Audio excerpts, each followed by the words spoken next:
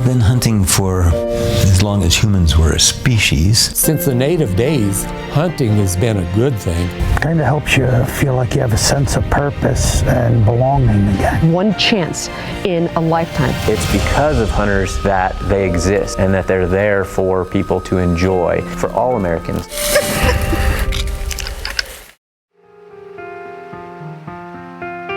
You know, it happens. That's Natural, nature, whatever, yeah. You know.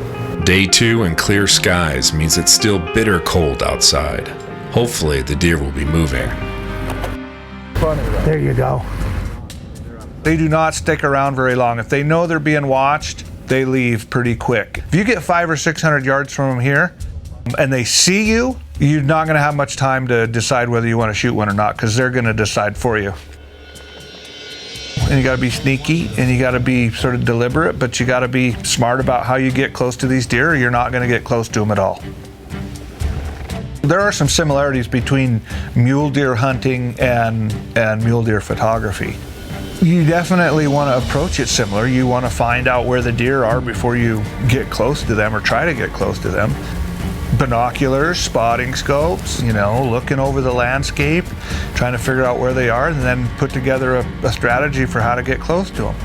It's very similar. In other words, if you want to take a photograph of an animal, you need the light to be where you want it to be, and that can add a bit of a challenge. The similarities are strategy, approach. You've got to have deer in the first place, and then how do you get close to them? When you're hunting, light has a lot less to do with it. As long as it's, you know, legal hunting hours, pretty much go where you need to go, and you play the wind and you play the terrain. Staying in the bottom down there. You know, I did this hunt without carrying an oxygen tank because there was just some weight I didn't want to have to carry around and hike, and added weight and bulk and something else that could make noise.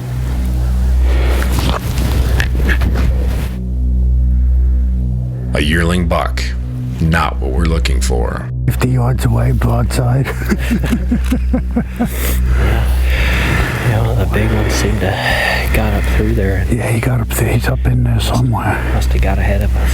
Or he might have gone up one of the other fingers back there a little. Yeah, but it looks like that draw kind of snakes around a little bit, so get back on the road then. Hunting for muley deer, I really do find interesting. You really got to use all your wits. You got to figure out, okay, where are they, or where do you think they're going to be? You know, you got to be really aware of any sounds you're making, be aware of your surroundings, what you can use for cover and concealment.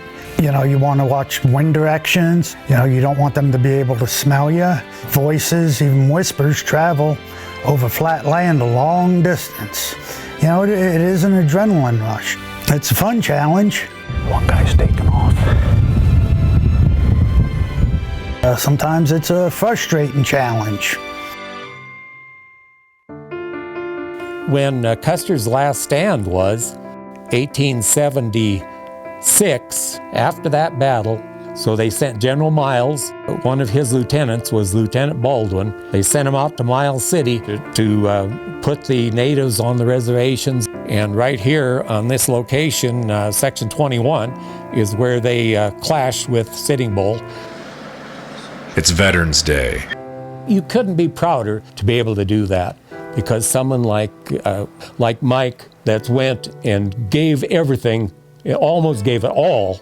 We just don't want to forget that.